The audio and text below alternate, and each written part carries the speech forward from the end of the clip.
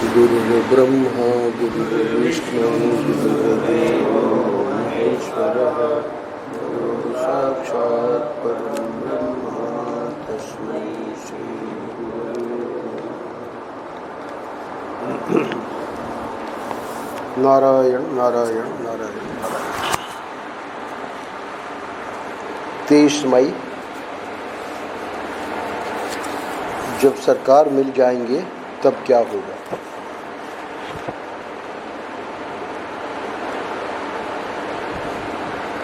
उन्नीस सौ 75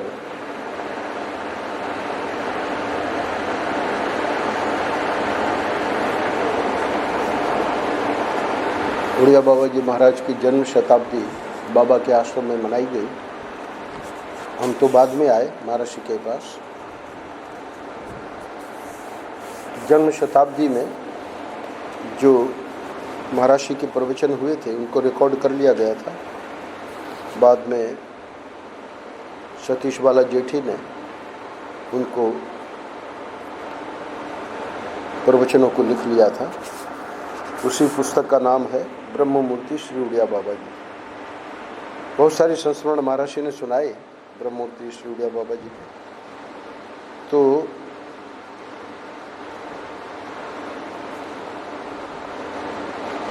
उसी पुस्तक में से आज का पृष्ठ है, जब सरकार मिल जाएंगे तब क्या होगा। आज 23 मई है। हर एक महीने के अंत में वेदांत के पृष्ठों का संकलन है।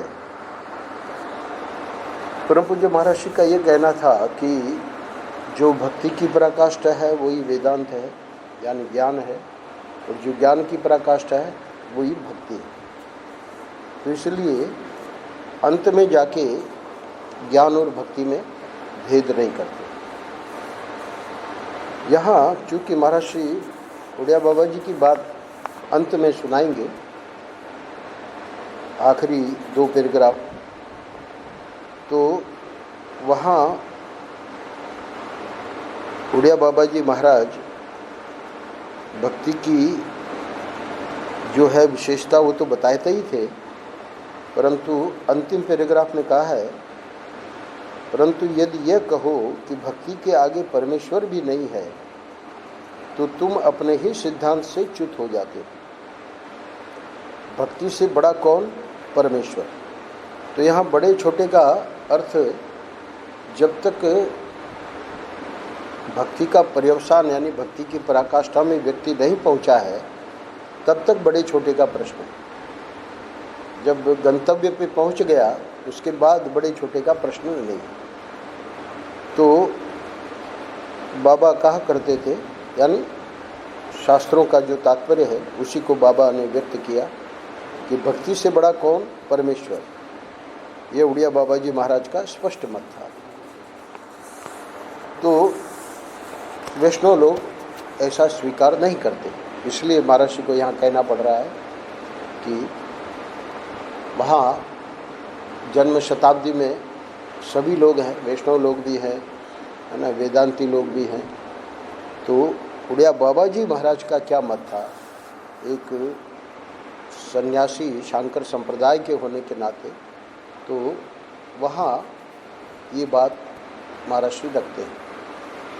स्वामी गिरीशानंद जी भी ये बात अपने प्रवचनों में बताते हैं कि 1% काम बाकी रह जाता है, 99% काम भक्ति द्वारा पूरा हो जाता है। तो 1% काम क्या है कि अभिन्नता। तो अभिन्नता जो है परमात्मा और जीव की अभिन्नता, जिसको हनुमान जी ने कहा तत्व दृष्टिया त्वमेवाहम, तत्व दृष्टि से हम और आप एक ही हैं। वो जो बात रह गई उसको आज के पृष्ठ में भक्ति की भी जो पर्यवसान है उस भाव से महर्षि आज के पृष्ठ में बताएंगे। सबसे पहले महर्षि बता रहे हैं कि ये जो अंतिम गंतव्य है वहाँ पहुँचने के लिए जो सीढ़ियाँ हैं, तो उन सीढ़ियों का जो उल्लंघन करके और चाह रहा है कि हमको वो वस्तु प्राप्त हो जाए। कल भी बात आई थी कल के श्लोक में कि जो ऐसा करते हैं वो झूठ मूठ के ज्ञानी हैं, वो सचमुच में तो बंधन में ही हैं, वो मुक्त नहीं है। झूठ मूठ के अपने को मुक्त मानते हैं। तो वो क्या सीढ़ियाँ हैं? जब तक हमारे हृदय में धर्मानुष्ठान नहीं आवेगा, सबसे पहली सीढ़ी। प्रपंच से वैराग्य नहीं होगा, दूसरी सीढ़ी। भगवान की भक्ति नहीं आवेगी, तीसरी सीढ़ी। अंतःकरण शुद्धि नहीं होगी, चौथी सीढ़ी। उपनिषदों के तात्पर्य का अनुसंधान नहीं होगा, पांचवी सीढ़ी। तब तक परमेश्वर का वास्तविक साक्षात्कार नहीं होगा। तो दो प्रकार के साक्षात्कार मानो हो गए, वर्णन हो गया। कल्पित साक्षात्कार तो कहीं भी हो सकता है, पर हम उसकी बात नहीं करते। एक हो गया कल्पित साक्षात्कार, व्यक्ति को साक्षात्कार हुआ तो है नहीं और वो मान बैठा। और एक जो है वास्तविक साक्षात्कार, जिसको महापुरुष लोग प्रमाणित करते हैं कि हाँ भाई इसको ज्ञान हो गया। तो वो जो साक्षात्कार है उसी की महिमा है। कल्पित साक्षात्कार की कोई महिमा नहीं। वास्तविक साक्षात्कार कब मिलेगा? सीधी बात है। तो महर्षि ने प्रश्न तो बाद में उठाया, उसका उत्तर पहले ही दे दिया। ये बिल्कुल एक एक कड़ी जुड़ी हुई है। ये जो 5 चीज़ें गिनाई है ना, एक से दूसरा, दूसरे से तीसरा, ये बिल्कुल जुड़ा हुआ है। कैसे? संध्या वंदन से लेकर यज्ञोपवीत धारण करने के बाद, यज्ञोपवीत हो गया, अब संध्या वंदन जीवन में आ गया। उसके बाद ये धर्मानुष्ठान शुरू हो गया। उसके बाद प्रपंच से वैराग्य हुआ। धर्म ने क्या किया कि 50% जो अधर्म हमारे जीवन में था उसको हटा दिया। धर्म ने आधा काम कर दिया। तो जो धार्मिक व्यक्ति होते हैं, सचमुच में धार्मिक व्यक्ति, क्योंकि यहाँ भी समाज में धर्मात्मा आदि शब्द प्रचलित हो जाते हैं, पर यहाँ जैसे कल्पित साक्षात्कार और वास्तविक साक्षात्कार, वैसे ही जो वास्तविक धर्मात्मा होता है उसके जीवन में अधर्म नहीं है। तो 50% तो उसकी जो समस्या है वो हल हो गई। तो यज्ञोपवीत के बाद ही ये सब नियम लागू होते हैं। यज्ञोपवीत क्योंकि उसको द्विज कहा, ये दूसरा जन्म, यज्ञोपवीत दूसरा जन्म माना गया। और उसमें उम्र में भी ब्राह्मण, क्षत्रिय, वैश्य, इनको लेकर थोड़ा भेद है। ब्राह्मण का 9 वर्ष की आयु में ही हो जाना चाहिए। तो ये द्विज यानी इसके पूर्व जन्म से जितने हैं सब शूद्र ही माने गए। धर्मशास्त्र में जन्मना सब शूद्र है। फिर जब नियम लागू होते हैं, यज्ञोपवीत संस्कार होता है, उसमें कहा जाता है कि अब तुमको ये करना है, ये नहीं करना है। तो ये धर्म लागू हो गया। तो पहली कड़ी आ गई, पहला सोपान। तो महर्षि कह रहे हैं कि संध्या वंदन से लेकर यज्ञोपवीत धारण करने के बाद ब्रह्म साक्षात्कार पर्यंत, यानी 5वें सोपान के बाद वास्तविक साक्षात्कार बताया। तो वहाँ तक, यानी गंतव्य तक, जब मंजिल मिल जाए वहाँ तक, इसमें एक कड़ी को भी जो अलग कर देता है उसकी सीढ़ी टूट जाती है। अब वो काम नहीं बनेगा। क्यों? क्योंकि उसने गड़बड़ कर दी। तो इसलिए बड़ा इस पर विचार है शास्त्रों में कि ये सोपान हो सकता है कि किसी व्यक्ति विशेष के जीवन में हमको इस जन्म में वो 5 की 5 सीढ़ियाँ न दिखे। जड़ भरत ब्राह्मण बालक के रूप में जन्म हुआ और उसके बाद में वो तो जन्म से ही सिद्ध थे। तो ये अपवाद के रूप में इनको नियम नहीं मानना चाहिए। नियम यही है जो आज के पृष्ठ में महर्षि बता रहे हैं। अंग्रेजी में कहावत है, एक्सेप्शन प्रूव्स द रूल। अपवाद जो है वो नियम की पुष्टि करता है, नियम को प्रमाणित करता है कि नियम ही मुख्य है ना। तो अपवाद में देखा जाता है, तो वहाँ प्रश्न उठेगा कि भाई वहाँ तो सब कड़ी नहीं थी, तो उनको कैसे तत्व साक्षात्कार, वास्तविक साक्षात्कार हो गया। तो वो उनके पूर्व जन्म की कथा, वो भी वही पुराण में बताई हुई है। यहाँ जो सामान्य सबके लिए जो नियम है वो यही है जो महर्षि यहाँ बता रहे हैं कि वास्तविक साक्षात्कार कब मिलेगा। तो ऊपर वाले पैराग्राफ में जो 5 सीढ़ियाँ बताई, ये बिल्कुल एक एक कड़ी जुड़ी हुई है।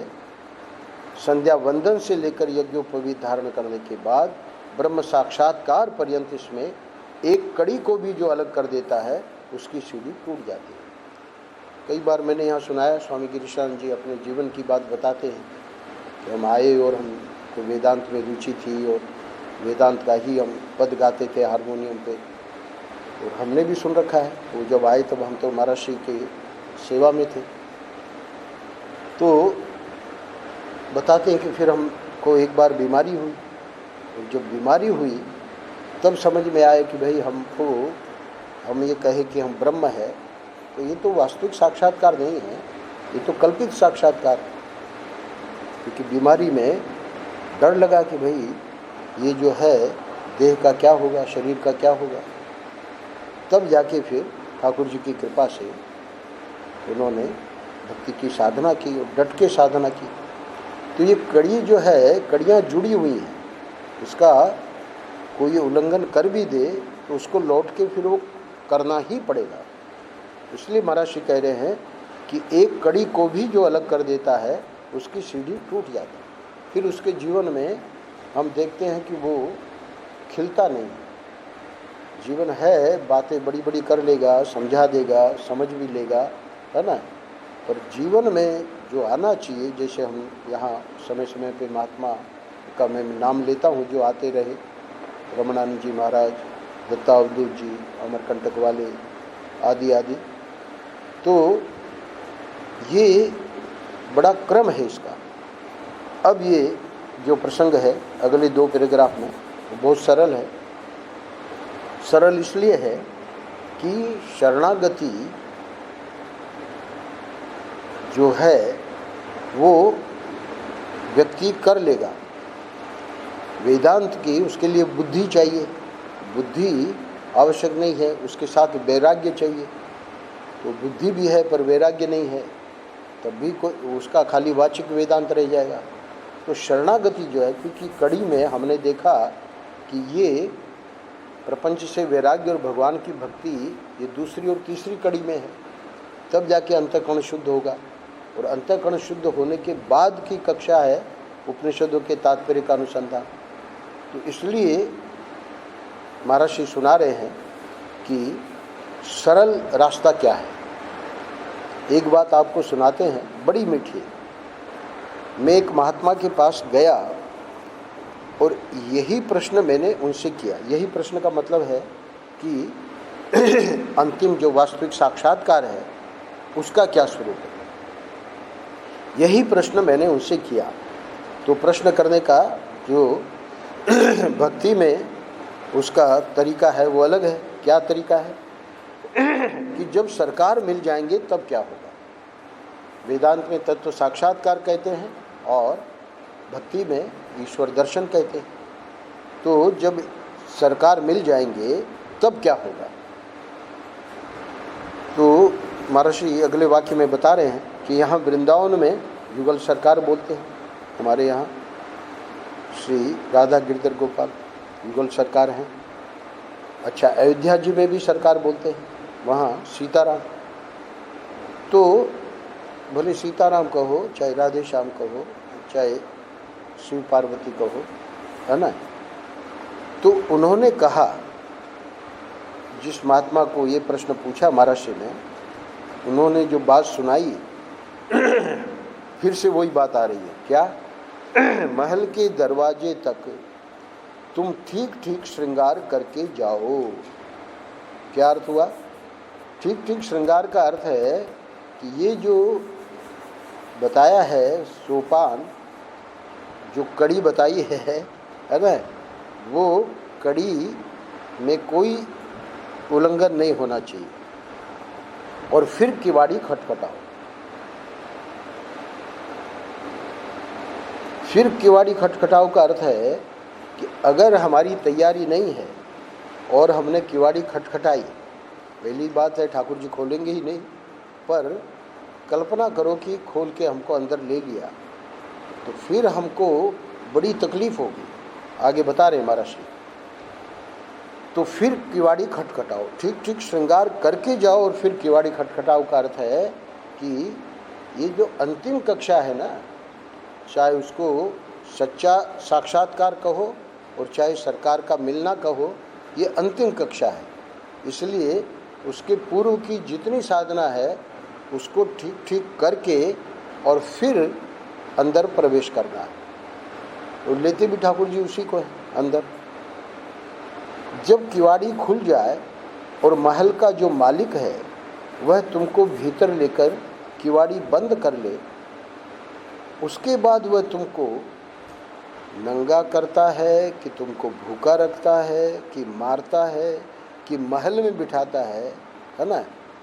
पहले तो 3 बातें जो कही उसमें तो मानो कि बड़ा कष्ट दे रहा है, नंगा रखना, भूखा रखना, मारना, है ना। आगे क्या कह रहे हैं? अथवा महल में बिठाता है, तुमको प्रेसी बनाता है कि दासी बनाता है ना। अगले 3 वाक्यों में यानी जो हम चाह रहे हैं। तो अब महर्षि कह रहे हैं कि उस महात्मा ने बताया कि उसके बाद वो क्या करता है, इससे तुम्हारा क्या मतलब। यानी वो तुम्हारे साथ इस प्रकार का भी बर्ताव कर सकता है जो कि हम सोचेंगे कि भाई अब ये क्यों ऐसा हो रहा है हमारे साथ। हम तो श्रृंगार करके पूरी साधना करके फिर किवाड़ खटखटाया, और अब जब उन्होंने अंदर लिया और किवाड़ी बंद कर ली तो अब हमारे साथ ऐसा क्यों बर्ताव हो रहा है। उसमें कारण है। कारण क्या है कि वो जो श्रृंगार है उसमें कुछ कमी है, और वो जो कमी है उसको ठाकुर जी पूरा कर लेंगे। इसलिए कह रहे हैं कि जब वो एक बार अंदर ले ले, वो बड़ी सूक्ष्म है, वो जो कमी है वो बहुत सूक्ष्म है, इसीलिए अंदर लिया है कि अब वो जो सूक्ष्म कमी है वो इससे दूर नहीं होगी, मैं उसको दूर करूँगा। तो यहाँ सिर्फ महात्मा इतना ही महात्मा ने समझाया कि जो प्रश्न था कि तत्व साक्षात्कार के बाद अथवा सरकार के मिलने के बाद क्या होता है, तो सबसे पहली बात तो महात्मा ने ये समझाई कि अंदर लेने के बाद वो तुम्हारे साथ क्या करता है, इससे तुम्हारा क्या मतलब। तुम हमसे, महात्मा कह रहे हैं महर्षि को यानी पंडित शंतनु बिहारी द्विवेदी को, तुम हमसे बस इतना ही पूछो कि महल के किवाड़ कैसे खुलते हैं। और वो तो शुरू में ही बता दिया, यह किवाड़ खुल जाने दो, फिर भीतर जाने के बाद उसकी मर्जी होगी सो करेगा। इसीलिए रूप गोस्वामी जी ने जो शुरू किया है, राम भैया ने ग्रंथ भक्ति रसामृत सिंधु, बहुत अद्भुत ग्रंथ है रूप गोस्वामी जी का। तो उन्हीं रूप गोस्वामी जी ने भक्ति के जो शरणागति के जो षड्विधा शरणागति 6 लक्षण बताए, वहाँ पर स्पष्ट कहा आखिरी 5 और 6 में कि आत्मनिक्षेप यानी 5वें में ही व्यक्ति का पूरा समाधान हो जाता है। उसको अब कोई किसी प्रकार की कहीं कोई समस्या ही नहीं है, जो ईश्वर करे उसमें वो राजी है, न तो अपने जीवन को लेकर और न संसार को लेकर। पर उस आत्म निक्षेप के बाद जो आखिरी है, शरणागति के जो 6 लक्षण बताए उसमें जो आखिरी है कार्पण्य, उसको जो राम भैया ने समझाया अपने प्रवचन में, दैन्य। कार्पण्य संस्कृत शब्द है, इसका हिंदी अर्थ है दैन्य। तो दैन्य का अर्थ होता है कि अभिमान की कणिका भी नहीं रहनी चाहिए। तो ये जो अभिमान की कणिका भी नहीं रहना, यही तो पूर्णता है। कदाचित वो अभी पूर्णता हमारे में नहीं है, तब ठाकुर जी को अंदर लेकर भी वो हमारे साथ कुछ भी कर सकते हैं। इसलिए महाराज जी ने पहले 3 चीज़ें गिनाई जिसमें व्यक्ति डर जाएगा। वो भूखा रखेगा, मारेगा, नंगा रखेगा, है ना। ये तो भाई ठाकुर जी के पास जाने के बाद हमारी ये दशा होगी, ये तो हमने नहीं सोचा था। पर नहीं, ठाकुर जी हमारे कल्याण के लिए कर रहे हैं। इसलिए बताया उन्होंने, महात्मा ने, कि तुम हमसे बस इतना ही पूछो कि महल के किवाड़ कैसे खुलते हैं। तो किवाड़ तो आत्मनिक्षेप अगर हो गया, है ना, अब व्यक्ति को हर दृष्टि से वो राजी है हम उसी में जिसमें तेरी रजा है, तो वो तो अब अंदर जाने का अधिकारी हो गया। पर ये जो छठी चीज़ है, रूप गोस्वामी जी ने जो बताया, शरणागति का जो आखिरी लक्षण, अभिमान की कणिका भी न रहे, तब जाके पूरा काम होगा। अभी परसों आया था शरणागति की विलक्षणता, वहाँ पे यही बताया कि जब तक ये हमारा अहम बना हुआ है, तब तक ये अपनी अलग खिचड़ी पकाता है। तो जब तक व्यष्टि अहम समाप्त नहीं हो जाता, तब जाके, जब मैं था तब हरि नहीं, अब हरि है मैं ना है।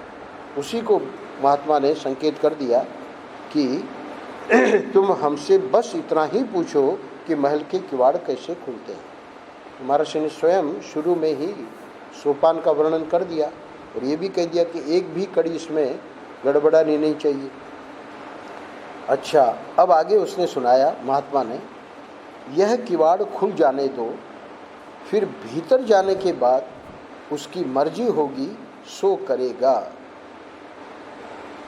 उसके पास तो हम जा ही रहे हैं, भीतर जाने के बाद तुम कोई शर्त लिख कर कि देखो हम तुम्हारे पास आए हैं, तो इस शर्त के अनुसार तुमको रखना पड़ेगा, यह उसके सामने कोई शर्त मत रखो।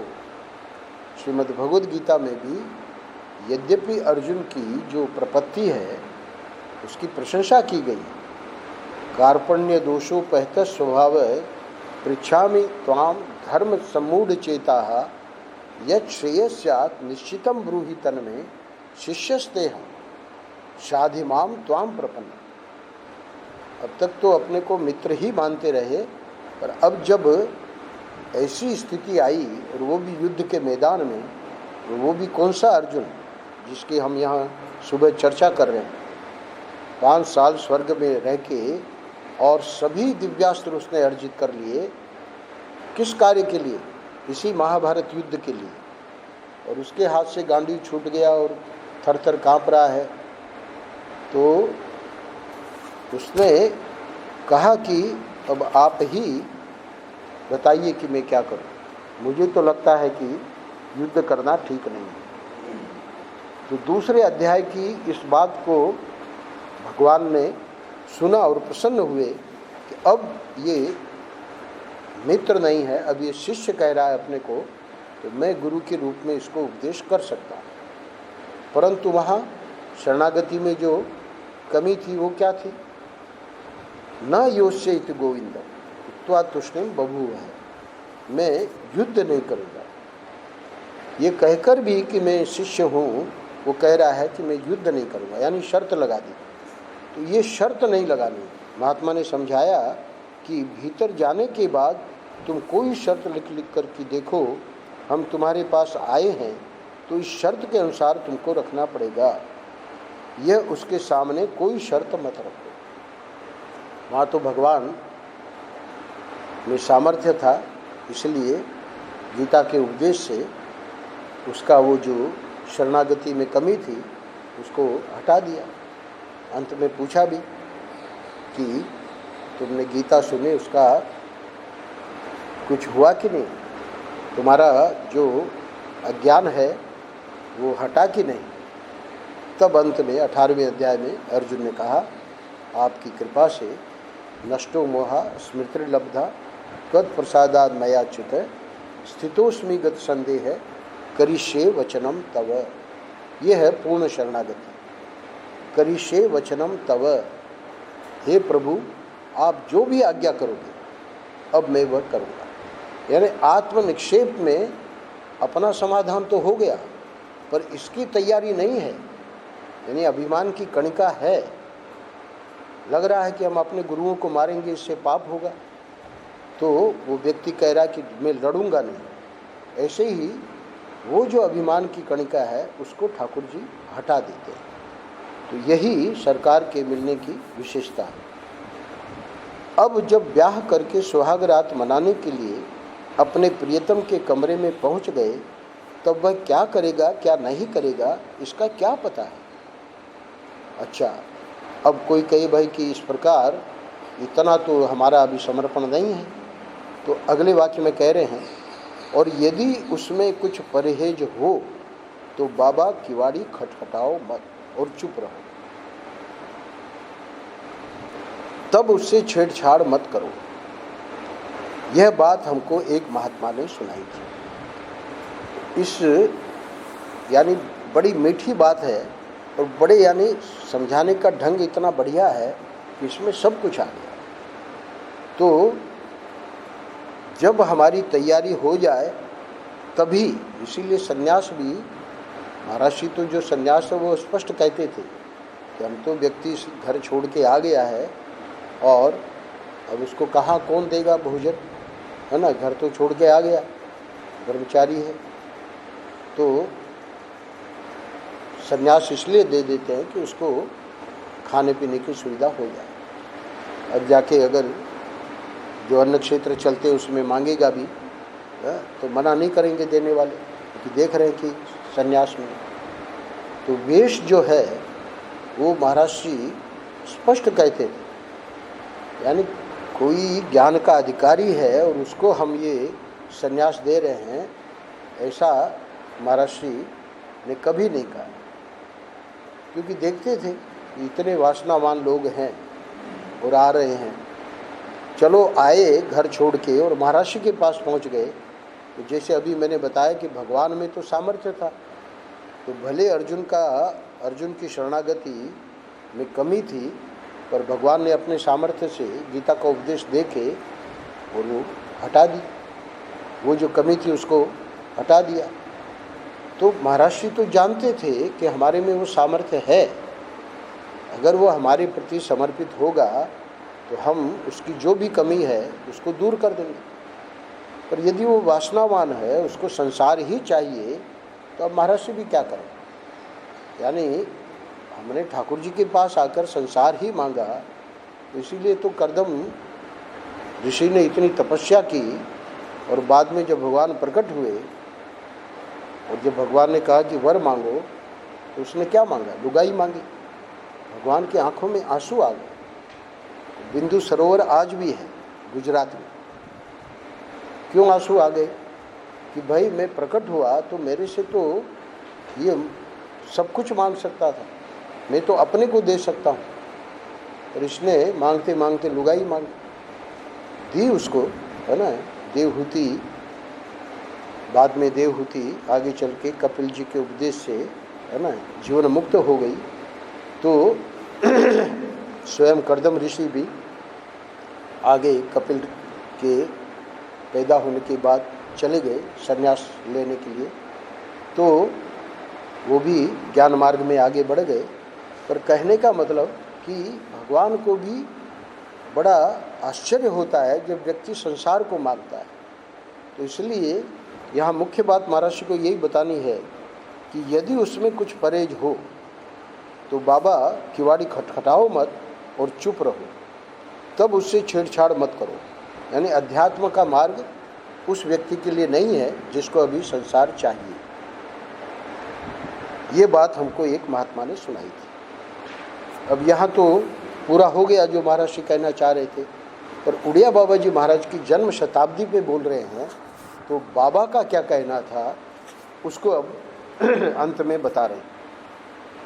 श्री उड़िया बाबा जी महाराज बोलते थे, भक्ति यानी तीसरा सोपान है, कड़ियों में चौथा सोपान अंतःकरण की शुद्धि और पांचवा सोपान है अनुसंधान तत्व का। तो तीसरे सोपान की महिमा बता रहे हैं उड़िया बाबा जी महाराज। भक्ति जो है वो सरोपकारी, एक सबके लिए, यानी कोई कैसा भी अधिकारी क्यों न हो, सबके लिए भक्ति जो है उपकारी है। 8-9 दिनों से जो पृष्ठ चल रहे हैं इसमें भक्ति सौलभ्यात, नारद भक्ति दर्शन का भक्ति सब साधनों से सुलभ है, 9 पॉइंट महर्षि ने बताए। तो सबके लिए उपकारी है। इतना ही नहीं, उपयोगी भी है। उपकारी तो होवे पर उपयोगी ना होवे तब भी व्यक्ति की रुचि नहीं होती, पर सबके लिए उपयोगी भी है। क्यों? क्योंकि भक्ति से अंतःकरण शुद्ध हो जाता है और उससे वो और आगे बढ़ जाएगा। सर्व अवस्थानोपयोगी, सर्वावस्थानोपयोगी का अर्थ है कि जिस किसी अवस्था में वो है व्यक्ति, अपनी साधना की अवस्था अलग अलग होती है, उसमें ये जो भक्ति है अंत तक उसका कल्याण करेगी। कैसे करेगी? बल्कि जीवन मुक्त, उसी को बता रहे हैं, सर्वावस्थान उपयोगी की व्याख्या कर रहे हैं। बल्कि जीवन मुक्त के जीवन में रहे, यानी अब तो वो जीवन मुक्त हो गया, यानी कि मुक्त हो गया। तो अब मुक्त हो गया तो अब भक्ति की क्या जरूरत है? बोले नहीं, उसके भी जीवन में उपयोगी है। कैसे? जीवन मुक्त के जीवन में रहे तो उसकी जीवन मुक्ति के सुख को 4 चांद लगा देती है। क्या अर्थ हुआ?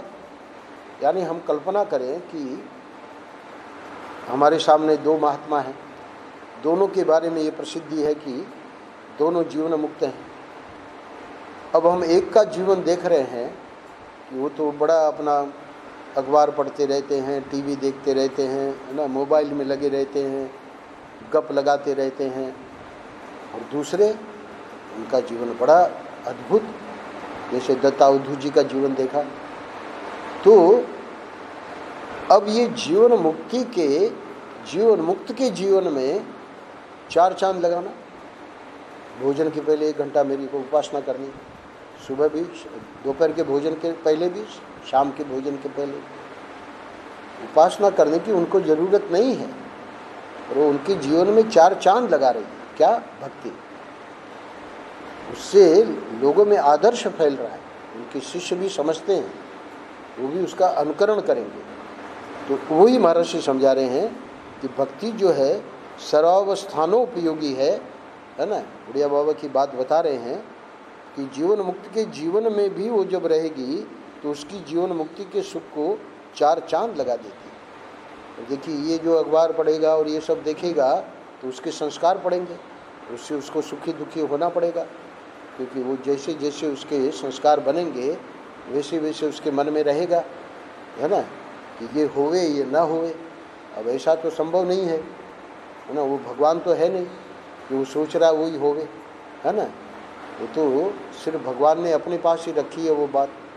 तो अब जब उसके आशा के विपरीत कुछ होगा तो उसको दुख जरूर होगा।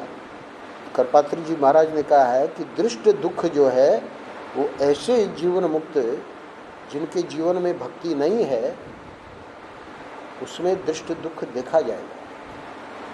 तो दृष्ट दुख किसको नहीं है? जिनको जीवन मुक्त भी है और भक्ति है, ऐसे बहुत दुर्लभ है। तो महर्षि को जो कहना था वो कह दिया। अब अंत में, परंतु यदि यह कहो कि भक्ति के आगे परमेश्वर भी नहीं है तो तुम अपने ही सिद्धांत से च्युत हो जाते हो। यानी ये जो 1% वाली बात है, अभिन्नता, अब तो वो ईश्वर कोटि में आ गया ना। तो अगर तुम परमेश्वर को हमेशा अलग रखोगे, अग्रगण्यम, ज्ञानी नाम अग्रगण्यम, हनुमान जी, क्यों? क्योंकि उनको तत्व दृष्टि प्राप्त है। वो भी वायुपुत्र हैं त्रेता में, पर ज्ञानी नाम अग्रगण्यम है। वही वायुपुत्र हैं भीम द्वापर में। कल ये आया उनके लिए, कुबेर कह रहे हैं उनके बड़े भाई युधिष्ठिर को, ये बाल बुद्धि है ना, ये अभी समझता नहीं है, इसको तुम अपने कंट्रोल में रखो। तो कहने का अर्थ यह है कि ज्ञानी नाम अग्रगण्यम जो है हनुमान जी, वो क्या है बता रहे हैं। देह दृष्टिया तो दासो है, जीव दृष्टिया तो दंशक है, पर तत्व दृष्टिया तो मैं यहाँ जो आप हो वही मैं हूँ। उसी को अंत में उड़िया बाबा जी की बात कह के महाराज जी पूरा कर रहे हैं, क्योंकि भक्तों का ये आग्रह है कि परमात्मा से एक जीव नहीं हो सकता। उड़िया बाबा तो शंकर संप्रदाय के थे, तो इसलिए महाराज जी को ये बात बड़ी संभाल के कह रहे हैं महाराज जी, क्योंकि सुनने वाले सब बहुत सारी वैष्णव हैं, वृंदावन है। परंतु यदि ये कहो कि भक्ति के आगे परमेश्वर भी नहीं है तो तुम अपने ही सिद्धांत से च्युत हो जाते हो। भक्ति से बड़ा कौन? परमेश्वर।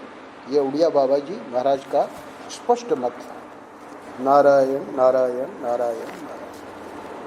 श्री राम जय जय राम, श्री राम जय जय राम, श्री राम जय राम।